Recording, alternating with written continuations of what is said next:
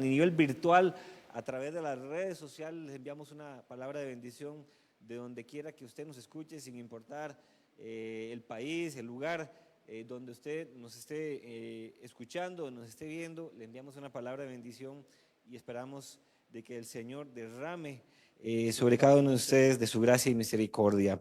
Bendito sea el nombre del Señor. Hoy, hermanos, vamos a estar compartiendo para los que estuvieron el domingo anterior, en el segundo culto. Iniciamos un tema al cual hoy le vamos a dar continuidad. El tema lo hemos titulado Al que venciere. ¿Cuántos se acuerdan? ¿Cuántos los que estuvieron el domingo anterior acá? Y veníamos hablando acerca de algunas promesas que están establecidas en la palabra de Dios para nosotros como sus hijos.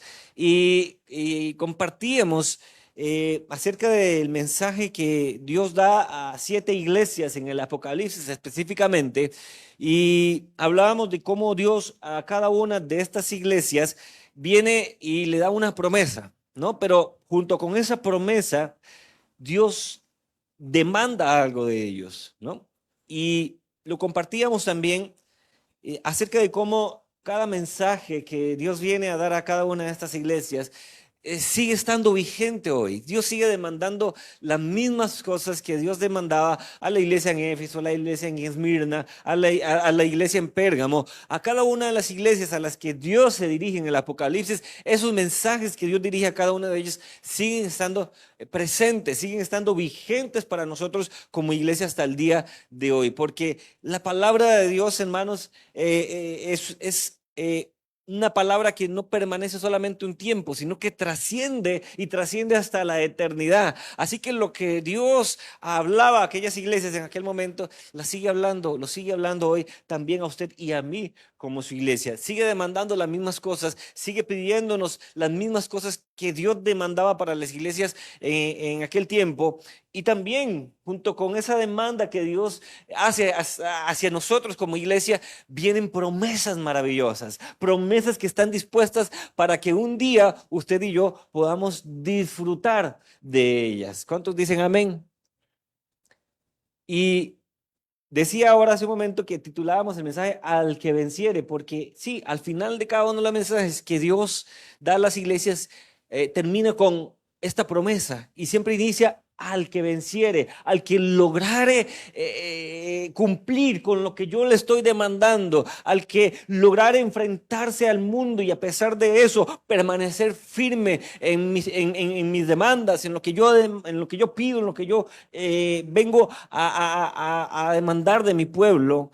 A esos yo les tengo promesas maravillosas. Hermanos, usted y yo fuimos llamados a ser más que vencedores en Cristo Jesús. Amén.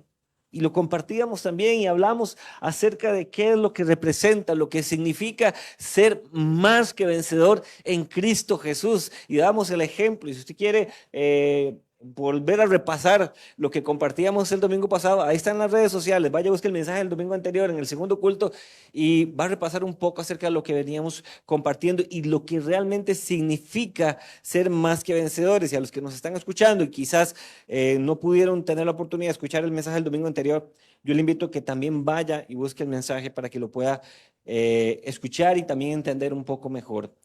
Así que, hermanos, nosotros iniciamos una carrera desde el primer día en que comenzamos a caminar en Cristo, desde el momento en que usted y yo aceptamos a Cristo en nuestro corazón, le dimos la oportunidad a Cristo en nuestra vida. A partir de ese momento comenzamos una carrera y esa carrera es hacia la vida eterna.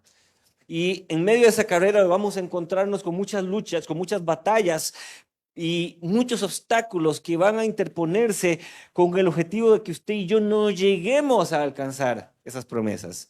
Pero lo más lindo y lo más maravilloso, hermanos, es que cuando Cristo vino a esta tierra a morir por usted y por mí en aquella cruz, a partir de ese momento en el que Jesús dice, consumado es, la victoria está asegurada para usted y para mí. Lo único que necesitamos es creer que Él ya venció por nosotros. Hermanos, el enemigo Cristo ya lo venció en la cruz del Calvario, como lo dice allá en Colosenses, desde el momento en el que Jesús murió en la cruz del Calvario, a partir de ahí, Él clavó toda el acta de decretos que había en contra nuestra, todo lo que tenía nuestro enemigo Satanás para venir a señalarnos, para venir a acusarnos, para venir a juzgarnos. Cristo lo tomó, lo clavó en la cruz del Calvario y dijo, esto ya fue saldado, ya fue pagado. Amén.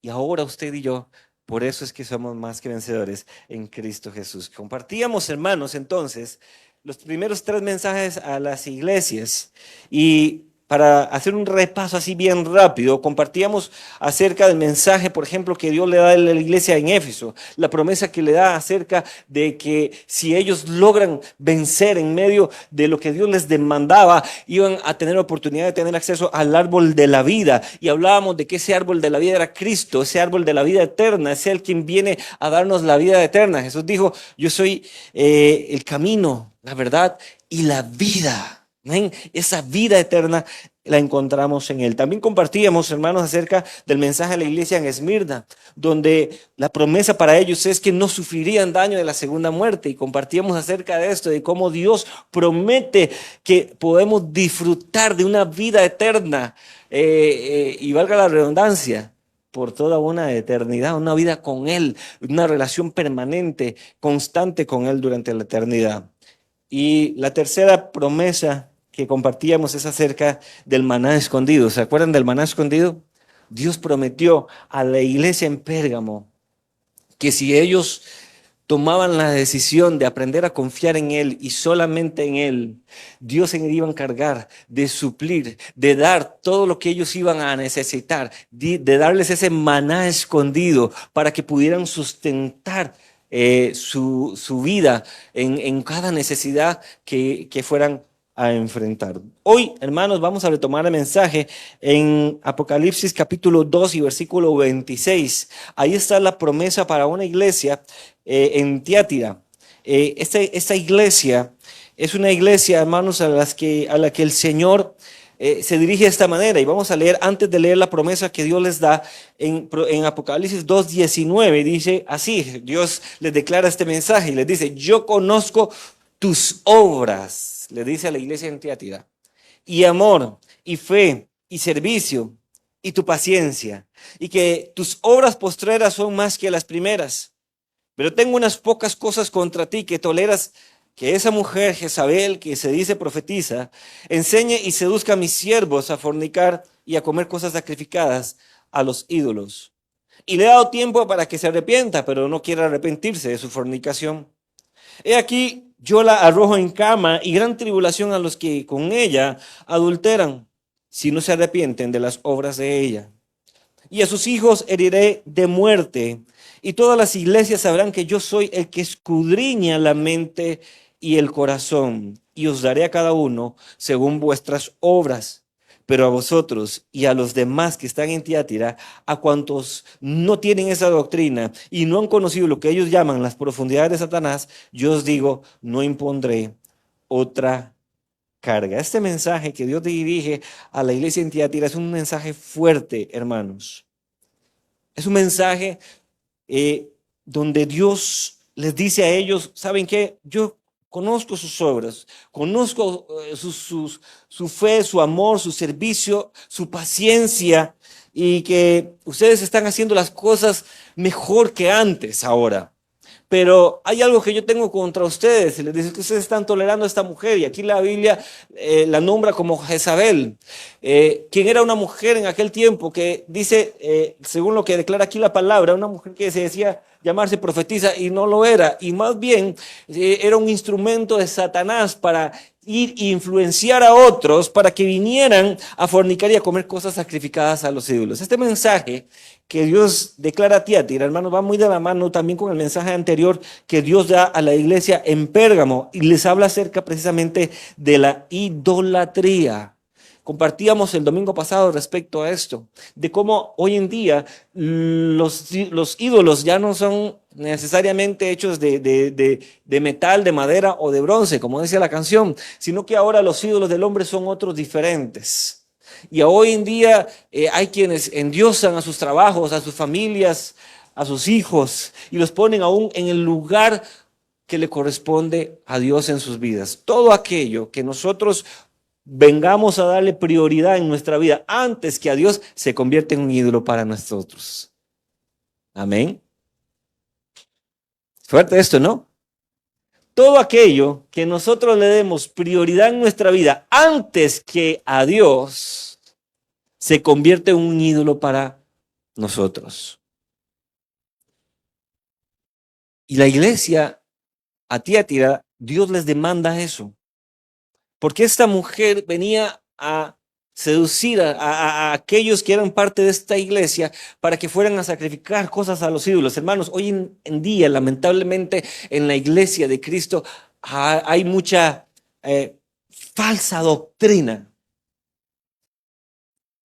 Hay muchos quienes se hacen llamar siervos de Dios que no lo son.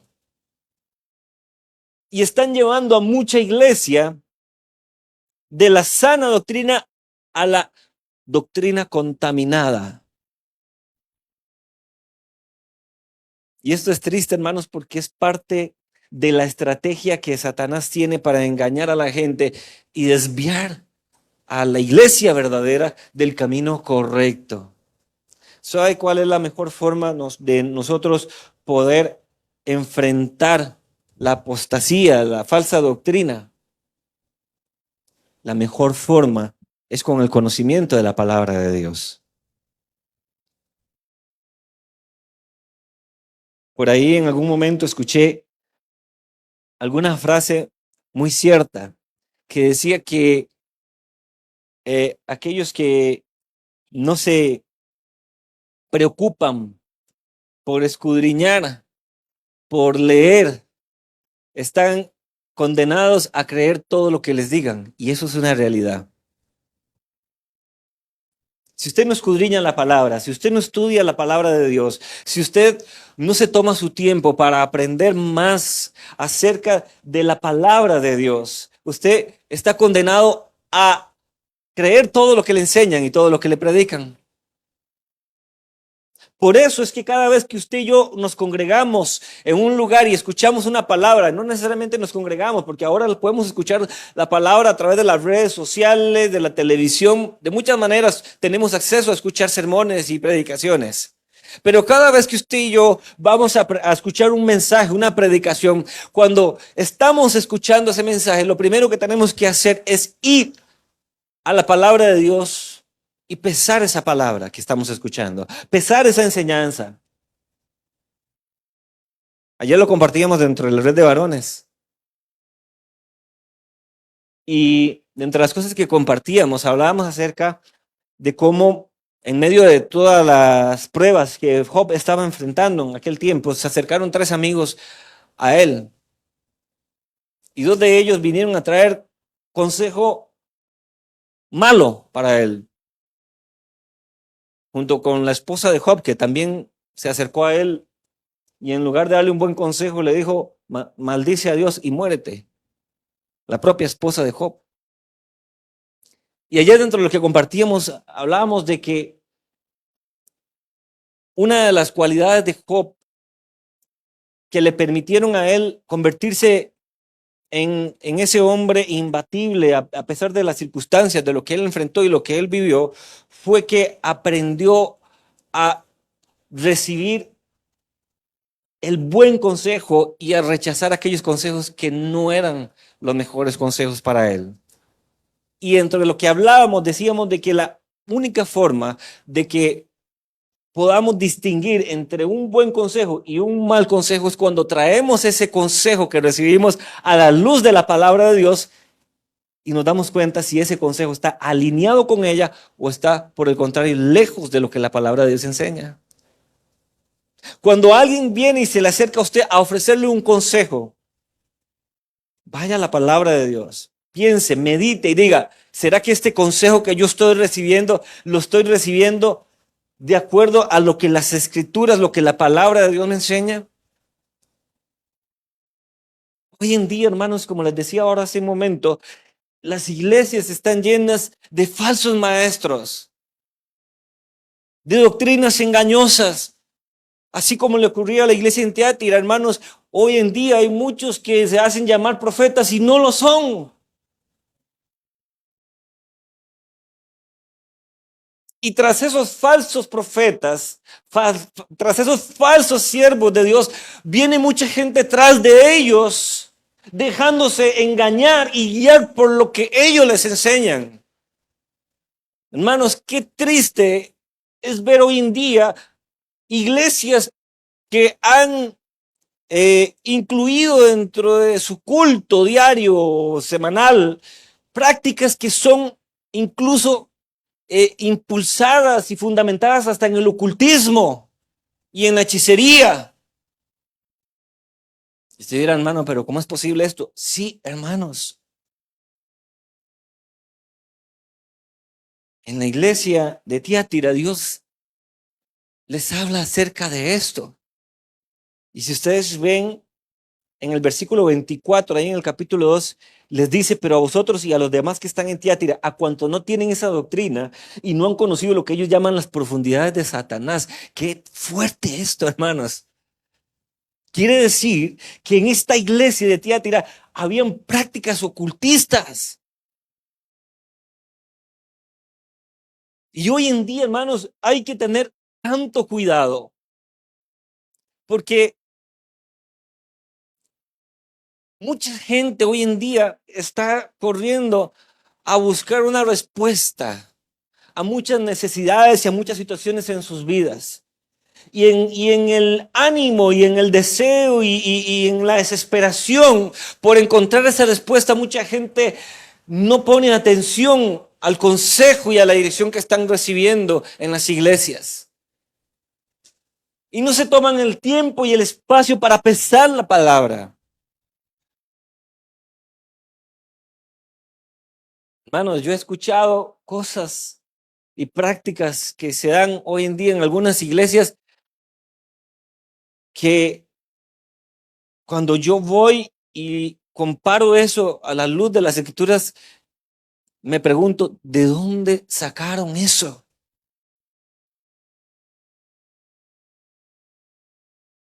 Prácticas que incluso, hermanos, eh, parecen hasta ridículas y la gente va y cree y hace. Iglesias donde le dicen a la gente que tiene que bañarse en harina,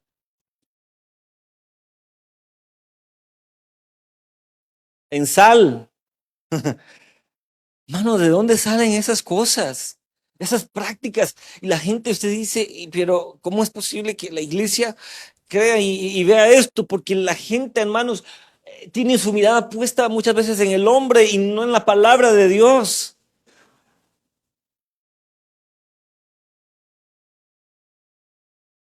Los que enseñamos la palabra de Dios y predicamos la palabra de Dios tenemos una gran responsabilidad. Aquellos que nos ponemos detrás de un púlpito o un lugar para enseñar la palabra de Dios, tenemos una gran responsabilidad. ¿Sabe por qué? Porque sobre nosotros va a pesar las almas que se vayan a perder por una enseñanza que esté contaminada, que esté lejos de la sana doctrina.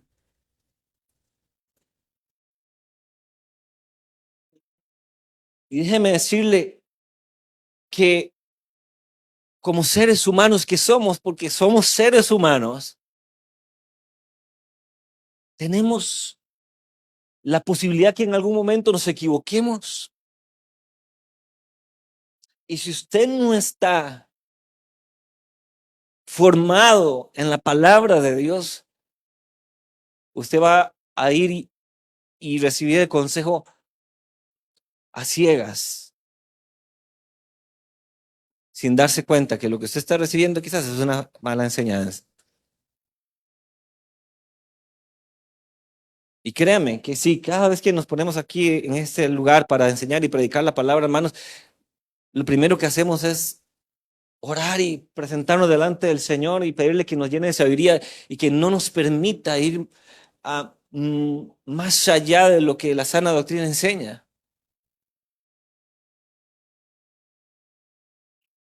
Pero tenemos que tener muchísimo cuidado, hermanos, muchísimo cuidado. La promesa para esta iglesia en Tiatira es: al que venciere y guardare mis obras hasta el fin, yo le daré autoridad sobre las naciones. y las regirá con vara de hierro, y serán quebrantadas como vaso de alfarero, como yo también la he recibido de mi Padre, y le daré la estrella de la mañana. ¿Sabe de qué me habla esta promesa? Me habla de fidelidad. Cuando usted y yo somos fieles a Dios, somos fieles a la palabra de Él. Desde el momento en que nosotros aceptamos a Jesús como nuestro Señor y Salvador, a partir de ese momento, iglesia, nosotros pasamos a ser parte de un reino, y es el reino de Dios. En el momento que usted acepta a Jesús como su Señor, usted está aceptando someterse voluntariamente a la voluntad y al gobierno de Dios sobre su vida. Y a partir de ese momento, cuando usted toma esa decisión voluntaria, usted pasa a ser parte de un reino. Y como parte de ese reino, usted tiene como promesa que un día va a recibir un lugar en ese reino. Y la palabra de Dios nos enseña cómo cuando lleguen los tiempos finales, aquellos que permanezcan fieles a Cristo hasta el final, gobernarán sobre las naciones. Por eso dice que Él nos ha hecho reyes y sacerdotes para Él. Dígale que está a la par. Usted es un rey o una reina, depende de quién esté a su lado. Para Dios, en el reino de Dios. Y la promesa es que un día usted va a estar gobernando, usted y yo vamos a estar gobernando juntamente con Cristo.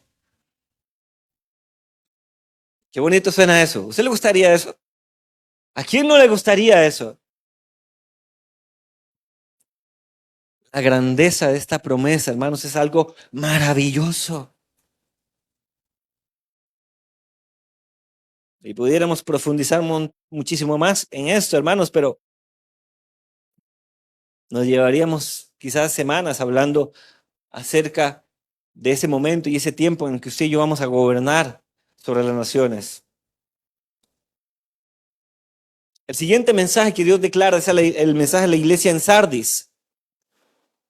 Este mensaje de la iglesia en Sardis comienza a partir del capítulo 3. Dios les dice así de esta manera, el mensaje de Sardis. Dice, escribe el ángel de la iglesia en Sardis, el que tiene los 7 espíritus de Dios y las 7 estrellas, dice esto. Yo conozco tus obras, que tienen nombre de que vives y estás muerto. Sé vigilante y afirma las cosas que están para morir, porque no he hallado tus obras perfectas delante de Dios.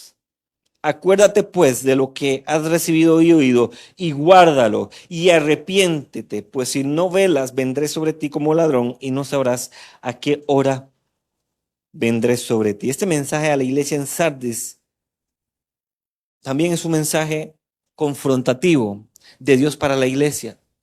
Y es el mismo mensaje con el que Dios hoy también nos confronta a nosotros, hermanos. Dios les dice a ellos, yo conozco sus obras, de que tienen nombre, que vives, pero estás muerto. Qué fuerte, ¿no?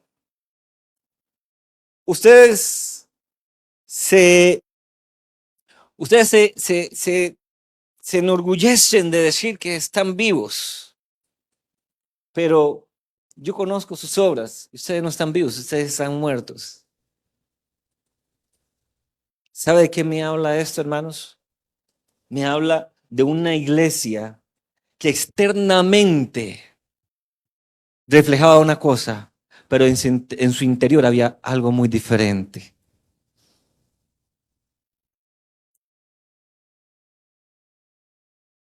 Si hay algo que nosotros nunca tenemos que olvidar, iglesia, es que nosotros podemos engañar a mucha gente a nuestro alrededor.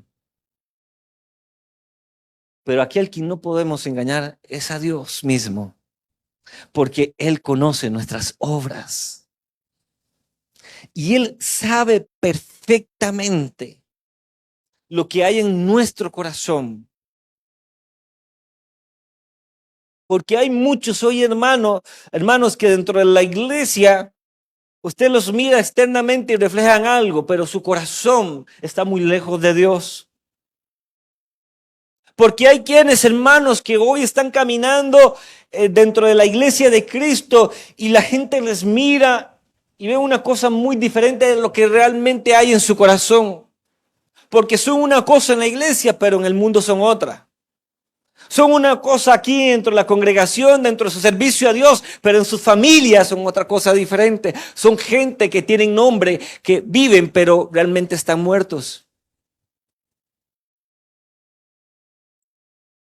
Y a veces, hermanos, como que queremos convencernos de que de alguna forma podemos engañar a Dios, pero no podemos engañarlo. De ninguna manera y de ninguna forma. Dios les dice, afirmen las cosas que están para morir. ¿Sabe a qué se refiere eso? Examínense, hágase una radiografía espiritual y miren aquellas cosas que todavía están mal en sus vidas y que están para morir, que tienen que morir a ellas.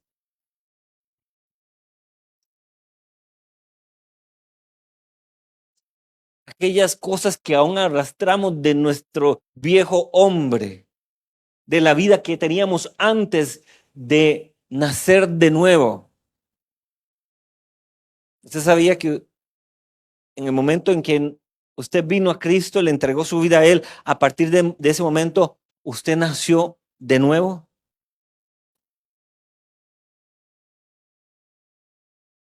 De manera que si alguno está en Cristo, nueva criatura es. O sea, nació de nuevo. Las cosas viejas pasaron y todas son hechas nuevas. Ese nuevo nacimiento, hermanos, es gracias a esa obra redentora de Cristo Jesús en la cruz del Calvario. Y yo sé que el viernes los estudiantes del instituto estudiaron y hablaron un poco de esto. Al menos están comenzando a hablar de ese tema. Pero desde el momento en que venimos a Cristo, usted y yo morimos y volvimos a nacer, morimos al pecado, a la vida que llevábamos antes y ahora somos nuevas criaturas y ahora somos parte entonces de la familia de Dios. Usted ya no es el mismo borracho que era antes de conocer a Cristo. No es el mismo adúltero. Usted ya no es el idólatra de antes, el religioso de antes. Ahora usted es una nueva criatura. Ya ahora usted no es quien era antes de conocer a Cristo. No lo estoy diciendo, lo está diciendo la palabra de Dios. Y Dios ya no se acuerda de quién era usted antes.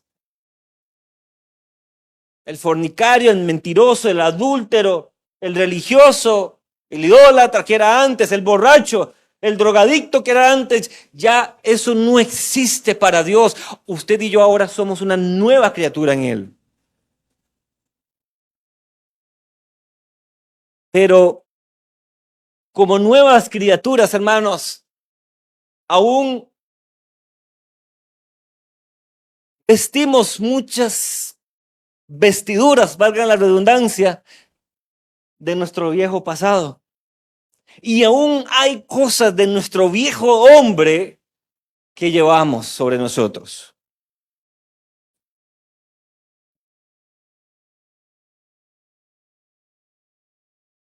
Pongo el ejemplo de una persona de la calle que vive en la calle. Si alguien toma a esa persona de la calle, todo andrajoso, sucio, maloliente, lo lleva a un lugar, lo bañan, lo perfuman, le cortan el pelo, le cortan la barba, lo ponen bien, bien guapo,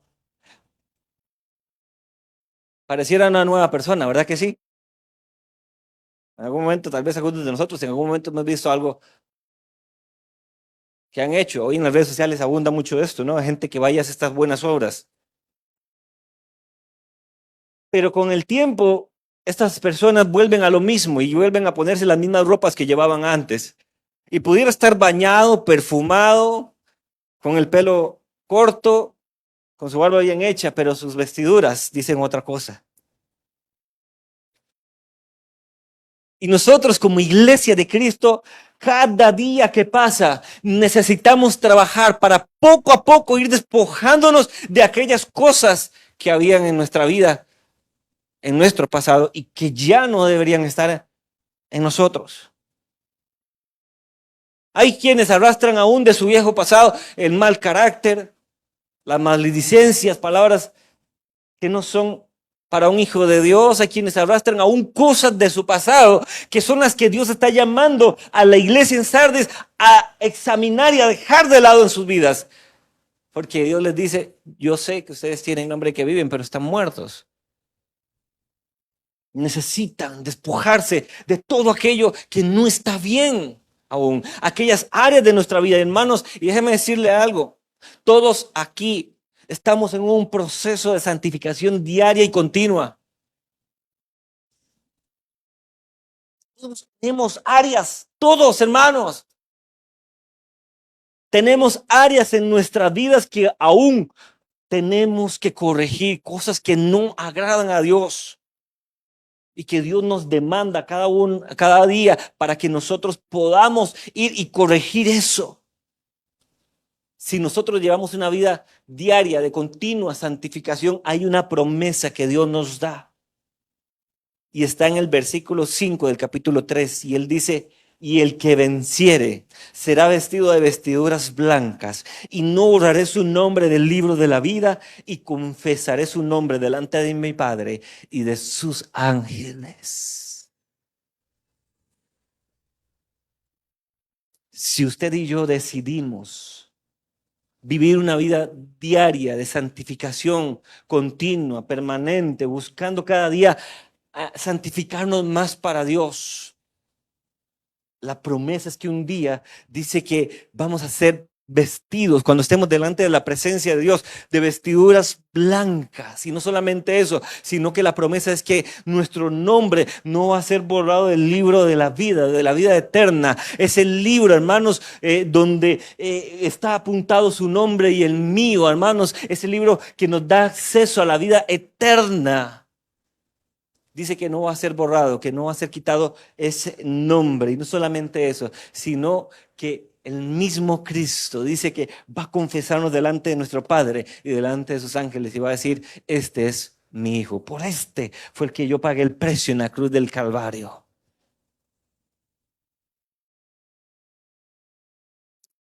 Entonces, dicen amén a esa promesa. Bendito sea el nombre del Señor.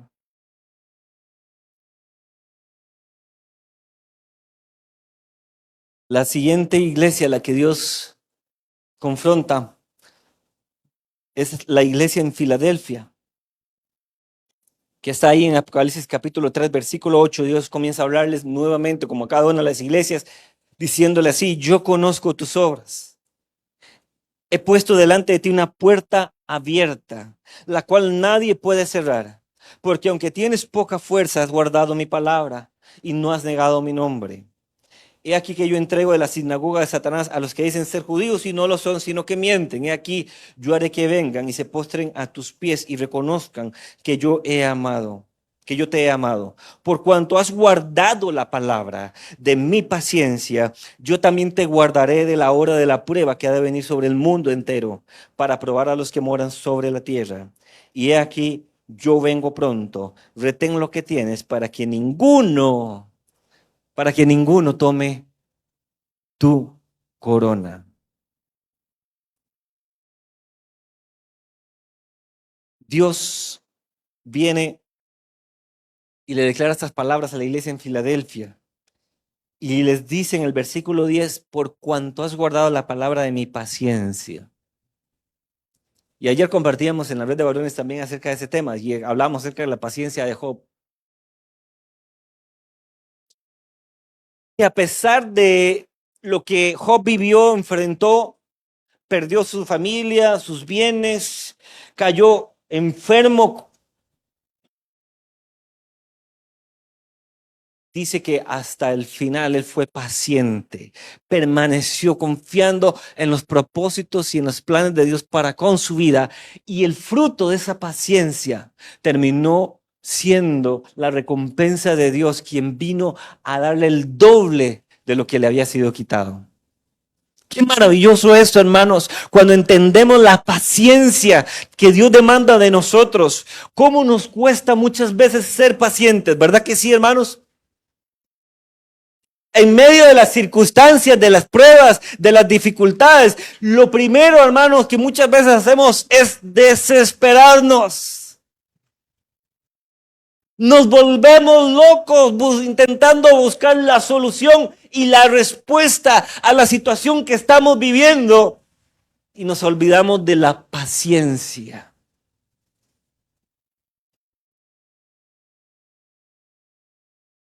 Para poder alcanzar las promesas de Dios para nuestra vida, hermanos, necesitamos aprender a esperar en Dios.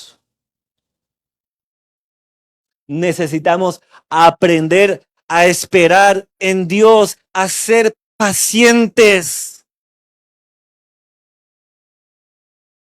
Porque hermanos, sí, en esta tierra nosotros estamos destinados a sufrir porque es parte del caminar de nosotros como hijos de Dios. En esta tierra, hermanos, estamos destinados a pasar prueba, tribulación, angustia, enfermedad y necesidad. Es parte de lo que Cristo dijo que necesitábamos pasar en esta tierra.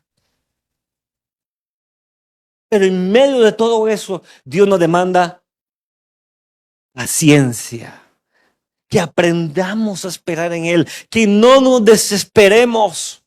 Ayer lo compartíamos también, hermano, y es que este mensaje se liga mucho con lo que hablábamos ayer acerca de Job.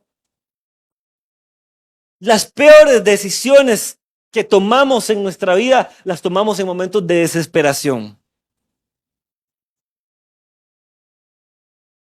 Los momentos en los que usted llega un momento en que usted dice, estoy desesperado, ya no sé qué hacer. En medio de esa desesperación, hermanos, muchas veces es cuando tomamos las peores decisiones en nuestra vida. Y es por eso que hay veces que en lugar de dar solución a la situación que teníamos, más bien la empeoramos. Y lo peor de todo es que después le echamos la culpa a Dios por nuestras malas decisiones, aquellas que tomamos en momentos de desesperación. Pero cuando usted y yo aprendemos a ser pacientes y a creer que Dios tiene el control de nuestra vida y que estamos guardados bajo su manto poderoso, bajo su cobertura, bajo su protección, cuando usted y yo entendemos de que nosotros ahora estamos morando bajo la sombra del Dios omnipotente, que habitamos al abrigo del Dios altísimo, no importa lo que venga, no importa lo que enfrentemos, usted va a ser paciente, usted va a aprender a esperar en Dios, porque usted sabe que Dios no le dejará ni le desamparará nunca. Y que Él traerá la respuesta a su tiempo y en su momento. No cuando usted y yo queramos, sino cuando sea el tiempo de Él.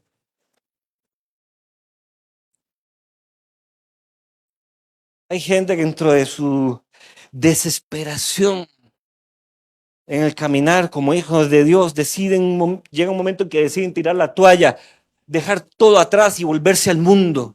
No supieron ser pacientes.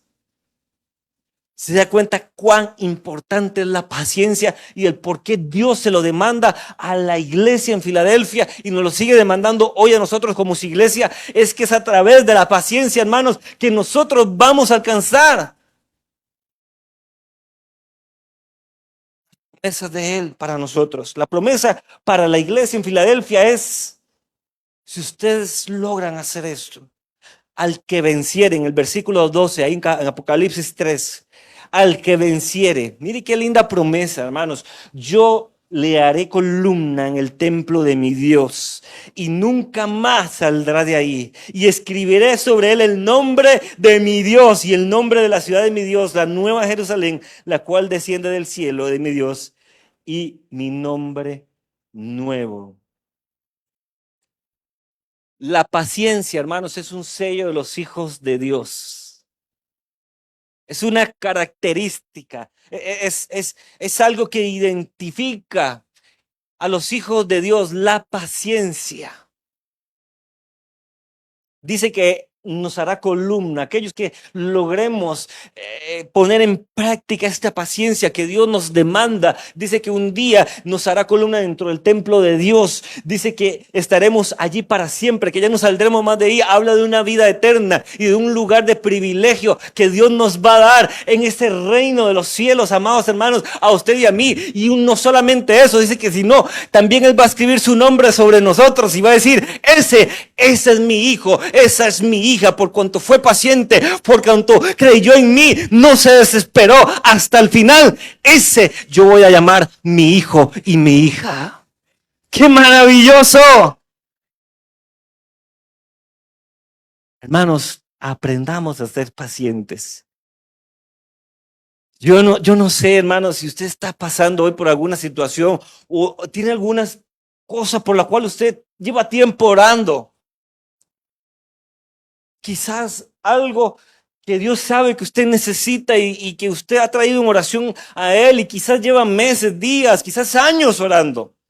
Por eso, siga creyendo, siga confiando que si usted es paciente y espera en Dios, la recompensa final será grande. Será grande, hermanos. Pero aprendamos a ser pacientes. Y el último mensaje que Dios da a las iglesias es el mensaje a la Odisea. Allá en el versículo 15, en Apocalipsis 3, nuevamente Dios les dice, yo conozco tus obras. Ay, ay, ay, hermanos. Que no eres frío, que ni eres frío ni eres caliente. Ojalá fueres frío o caliente. Pero por cuanto eres tibio y no frío ni caliente, te vomitaré de mi boca. Porque tú dices, yo soy rico y me he enriquecido y ninguna cosa tengo necesidad. Y no sabes que tú eres un desventurado, miserable, pobre, ciego y desnudo. Por tanto, yo te aconsejo que de mí compres oro refinado en fuego para que seas rico y vestiduras blancas para vestirte y que no se descubra la vergüenza de tu desnudez y unge tus ojos con colirio para que veas. Yo reprendo y castigo a todos los que amo, sé pues celoso y arrepiéntete. He aquí yo estoy a la puerta y llamo. Si alguno oye mi voz y abre la puerta, entraré a él, cenaré con él y él conmigo. Este último versículo, hermanos, que acabamos de leer, es un versículo que utilizamos muy comúnmente para evangelizar, ¿verdad que sí? Cuando vamos a evangelizar y a predicarle a alguien de Cristo, le mencionamos este versículo. Jesús dijo, he aquí yo estoy a la puerta y llamo, si alguno abre la puerta, yo entraré y cenaré con él y él conmigo, hermanos, pero está bien que lo usemos nosotros para evangelizar, pero este mensaje específicamente dentro del contexto que es declarado, lo habla Dios a la iglesia, no la habla a usted y a mí. Le dice a la iglesia, he aquí yo estoy a la puerta, iglesia. Yo toco la puerta y llamo. Si ustedes me dejan entrar, yo voy a cenar con ustedes. Ustedes van a cenar conmigo. Yo voy a encargarme de suplir todo y de saciar cualquier necesidad que ustedes puedan tener si me abren la puerta. La Odisea, la ciudad en la cual estaba esta iglesia, a la cual Dios le declara esta palabra, era una ciudad muy próspera en aquel tiempo, era muy reconocida, era una ciudad comerciante y los que habitaban en la Odisea eran gente rica, gente pudiente, gente que tenía dinero y tenía abundancia. La Odisea era una ciudad en donde ellos fabricaban un ungüento para los ojos, para enfermedades de los ojos, que era el colirio. Por eso Dios les hace referencia a ellos acerca de esto. Y este ungüento era muy famoso en la Odisea. Y la gente buscaba ir a este lugar a comprar de este ungüento porque tenía propiedades curativas para muchas enfermedades de la vista. Pero Dios viene y se dirige a ellos y les dice, yo conozco sus obras. Ustedes pareciera que están muy bien, pero no están bien porque no son ni fríos ni calientes. Y por cuanto ustedes son tibios, yo los voy a vomitar de mi boca porque Dios no, Dios nunca pide santidad a medias, hermanos.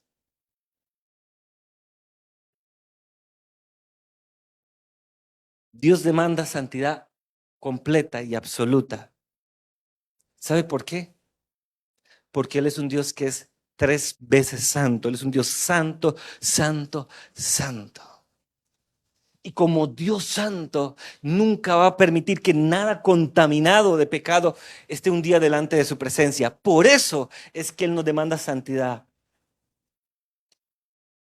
Y alguien pudiera decir en esta mañana, pero wow, qué Dios más exigente. Santidad perfecta, pero ¿por cómo? Pero ¿cómo Dios va a demandar eso de mí? Y este ejemplo yo lo hago otras veces. Pero si yo pusiera aquí un vaso de agua, en un vaso transparente, agua cristalina, y se lo pusiera acá a usted, y usted mira el agua cristalina, pura, pero yo le dijera a usted que esa agua que pareciera ser pura y cristalina contiene un 1% de materia fecal, ¿usted se la tomaría? Un cero, además, no le voy a decir un 1%. Si yo le dijera que esa agua contiene un 0,001 de materia fecal, ¿usted se la tomaría? ¿Se la tomaría? Ninguno de nosotros la tomaría, ¿no? ¡Qué asco! Pero solamente un 0,0001. El resto es puro. No la tomaríamos. ¿Y por qué si pretendemos que Dios sí se la tome? Si pretendemos que Dios sí tome de esa agua que somos nosotros. Si Él es un Dios santo, santo, santo. Dios demanda santidad absoluta. Aquí no hay medios. No hay medios cristianos ni medios santos. Hay santos y pecadores. Hay salvos y los que se pierden. Hay hijos de Dios, hijos del diablo. No hay términos medios. No hay términos medios. Y eso es lo que Dios le demanda a la iglesia en la Odisea. Corrijan esas cosas. Ustedes han dicho que tienen abundancia, que no tienen necesidad de nada. No se dan cuenta que son unos pobres, unos desventurados, unos miserables, ciegos y desnudos, porque un día cuando ustedes estén delante de mí, yo no les voy a conocer, no voy a saber quiénes son, no van a poder acceder a esa vida eterna. La riqueza, los bienes que usted y yo podamos alcanzar en esta tierra no significan nada en el reino de los cielos, hermanos. No significan nada. Usted puede tener la cuenta bancaria, la mejor cuenta bancaria. Usted puede tener el mejor carro, la mejor casa. Usted puede tener, hermanos, lo que usted quiera en esa tierra, que nada de eso va a tener ningún valor el día que estemos delante de la presencia de Dios, porque lo que Dios va a mirar es su corazón. Y va a decir si realmente hemos sido tibios o no. Hermanos, todos los días como iglesia tenemos que pelear una batalla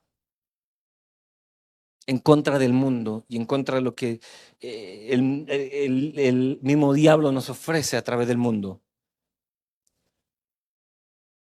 Y hoy en día, lamentablemente, hermanos, hay quienes piensan que pueden vivir una vida doble, con un pie en el mundo y un pie en la iglesia. Y mucha gente dice, yo sé que al final, cuando yo llegue delante de la presencia de Dios, Dios me va a aceptar porque Él es amor. Dios es amor. Y no creo que Dios sea un Dios tan injusto como para no dejarme entrar por uno que otro pecadillo que yo tengo. Sí, hermanos, Dios es un Dios de amor y es 100% amor, pero también es un Dios justo que no dará por inocente al culpable.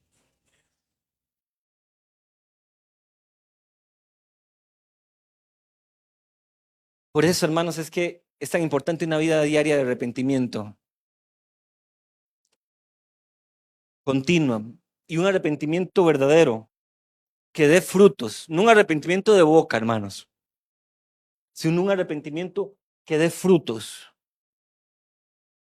Usted sabe que el arrepentimiento implica un cambio de dirección, de que si yo algo estaba haciendo mal, ya no lo sigo haciendo, ahora voy en la dirección que Dios demanda de mí. Pero hay gente que cree que con solamente venir delante de Dios y decir, Señor, me arrepiento, perdóname, y seguir y ya Dios le perdona cuando sigue haciendo lo mismo en su vida y no deja ese pecado, no se esfuerza por vencer ese pecado. Eso no es un verdadero arrepentimiento, ni es el arrepentimiento que Dios nos demanda a nosotros como su iglesia. El verdadero arrepentimiento implica un deseo, un cambio de dirección en nuestra vida, de saber de que si estábamos haciendo algo mal, ya no lo sigo haciendo mal. Ahora voy en la dirección que Dios ha trazado para mi vida. Y me esfuerzo y lucho porque a veces no es fácil luchar contra esta carne, pero estoy peleando, estoy luchando, no me doy por vencido. Y al final, hermanos, eso es lo que Dios demanda de nosotros, un deseo, un temor de Él permanente, continuo en nuestra vida. Y no creer aquella frase que se escucha hoy en el mundo que dicen, el que reza y peca empata, porque Dios no trabaja de esa forma. Dios no trabaja de esa manera. Dios no trabaja a medias. O eres o no eres. Por eso dice, creo que es un proverbio, que el hombre de doble ánimo es inconstante en todos sus caminos. Una persona que hoy sí, hoy y mañana no, es una persona inconstante, que no permanece. Hermanos, si hoy usted y yo estamos aquí, en este lugar, estamos en los caminos del Señor, permanezcamos ahí, permanentemente estemos ahí en ese camino, no nos desviemos ni a la izquierda ni a la derecha y confiemos en que ese es el camino que al final nos va a llevar a la vida eterna. Así el mundo nos ponga en bandeja de plata un sinfín de opciones y de maneras y de formas de saciar nuestras necesidades. Creámosle a Dios, confiemos en Dios. Por eso dice el Salmo 23 que Él nos guiará por sendas de justicia, por amor de su nombre. Cuando usted y yo nos dejamos gobernar, nos dejamos pastorear por el pastor de pastores, que es nuestro Dios, hermanos, Él se va a encargar de llevarnos siempre por el camino correcto. Y esto es algo maravilloso, hermanos. ¿Sabe cuál era el trabajo? Y voy cerrando con esto, hermanos, para terminar el mensaje ya. Cuando los pastores que pastoreaban en aquel tiempo de Israel tenían que ir y trasladar a sus rebaños de lugar en lugar y para llevarlos a pastar en buenos pastos y a tomar agua de ríos y yurros, ¿verdad? Que fueran correctos y seguros para las ovejas. Pero en el trayecto que ellos tenían que dirigir hacia sus ovejas, hacia aquellos pastizales donde ellos iban a poder saciar su sed y su hambre, muchas veces tenían que guiarlas por trillos, hermanos, por caminos en donde a la izquierda y a la derecha habían cultivos donde eran muy tentadores para las ovejas desviarse, para ir y comer de aquellos cultivos. Y el trabajo del pastor era guiarlas de tal forma que no se le desviaran, que no se le fueran por un camino incorrecto. Y ese es el trabajo de Dios cuando nosotros nos dejamos pastorear. Él es nuestro pastor. En el Salmo 23, Jehová es mi pastor. Nada me faltará, me guiará por sendas de justicia, por amor de su nombre. Cuando usted y yo nos sometemos voluntariamente en humildad y reconocemos que necesitamos la guianza y la dirección de Dios en nuestra vida, Él se va a encargar, hermanos, de guiarnos por el buen camino. La promesa, hermanos, para ya cerrar con este último mensaje es en el versículo 3, capítulo 3, versículo 21. La promesa para la iglesia en la Odisea es al que venciere, le daré que se siente conmigo en mi trono, así como yo he vencido y me he sentado con mi Padre en su trono. Aleluya. Póngase sobre sus pies, iglesia, en esta mañana, en esta tarde ya. Y a las personas que nos están escuchando, esperamos de que ese mensaje haya sido de mucha bendición y edificación para su vida. Les motivamos a seguir creyéndole a Dios, a seguir avanzando en el camino que Dios ha trazado para sus vidas. Aprendamos a ser pacientes, porque el final es un final que Dios tiene maravillosamente preparado para cada uno de nosotros. Que Dios les bendiga. Iglesia, incline su rostro.